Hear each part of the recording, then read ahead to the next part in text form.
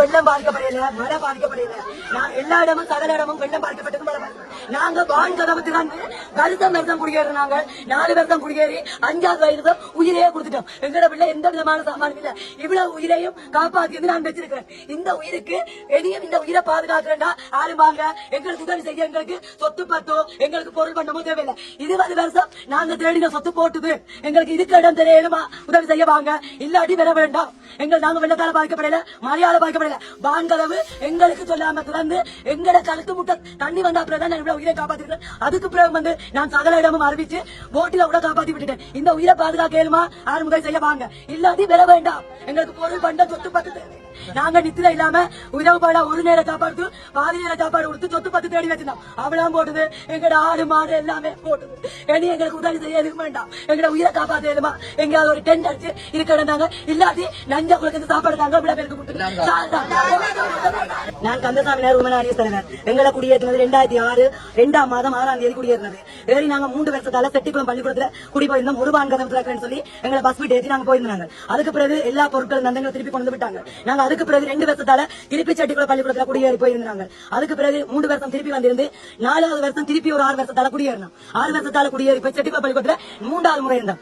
4வது முறை 10 வருஷத்துக்கு பிறகு நேற்றைய தினம் எங்களுக்கு எந்த விதமான அறிவித்தலும் தராம எந்த ஒரு சங்கம் என்று சொல்லி முதல் அறிவிக்க உங்க உமனாடியத்துக்கு அறிவிப்பினா உங்களோட மக்களை குடியேற்றுங்க, உங்களுடைய ஆக்கள் எல்லாரையும் குடியேற்றுங்க, வெள்ளம் பெறப்போகுது. இந்த முறை குடியேற்ற சொல்லவும் இல்ல. இப்படி 4 கதவு திறக்க போறோம்னு சொல்லல, வெள்ளம் பெறப்போகுதுன்னு சொல்லல. எந்த விதமான தகவலும் இல்லாம கழுத்தளவு தண்ணி வந்து நாங்களாவே பார்த்து மக்களை எல்லாம் குடியேற்றின பிறகும் ஒவ்வொரு சில சனம் ஆண் பெண் இருபாலரும் வேலை செய்ததால் குடி வேலை செய்தால் நாங்க சாப்பிடுறோம். 2 பேருமே தோட்ட வேலைக்கு போய் பிள்ளைகள் எல்லாம் நடுவில் இருந்ததால் நாங்கள் 5:30 மணி அளவில் பாதுகாக்கப்பட்டு வந்திருக்கிறோம். அதே டைம் 6 மணி அளவில் தண்ணி வந்திருந்தா கழுத்தளவுக்கு ஒரு மக்களையும் நான் காப்பாத்தி இருக்க இயலாது. இந்த கிராமத்தில் நான் இதுவரை காலமும் மக்களை காப்பாத்தி கொண்டு வந்த மக்களை இந்த முறை காப்பாற்ற இல்லாம போயிருக்கும். இந்த முறை நான் எந்த முயற்சியால கொண்டு வந்து விழா தனத்தை கொடிவேந்து சகல இடமும் அறிவிக்க வேண்டிய இடத்துல அறிவிச்சு நான் குடியேற்றி உயிரை மட்டும் காப்பாற்றி வச்சிருக்கேன். எந்த விதமான ஆவணம் இல்ல, எங்கிட்ட சேர்த்து பொருள் பண்டம் இல்ல.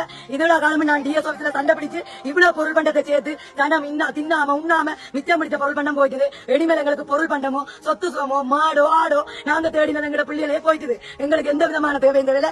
என்னால முயன்ற அளவுக்கு நான் இவ்வளவு காப்பாற்றேன். எந்த வருங்காலத்து பிள்ளைகளுக்கு இந்த தண்ணியை தெரியாது, இவ்வளவு தண்ணி வருமானு தெரியாது. அவங்களோட சந்ததிகள் இந்த சிந்தஞ்சிராத சந்ததிகள் எணிக்காலத்துல போகும். அதனால அந்த கிராமத்துல இருக்க எனக்கு முற்றுமுழுதா இந்த கிராமத்தில் இருக்க நான் விருப்பம் இல்ல.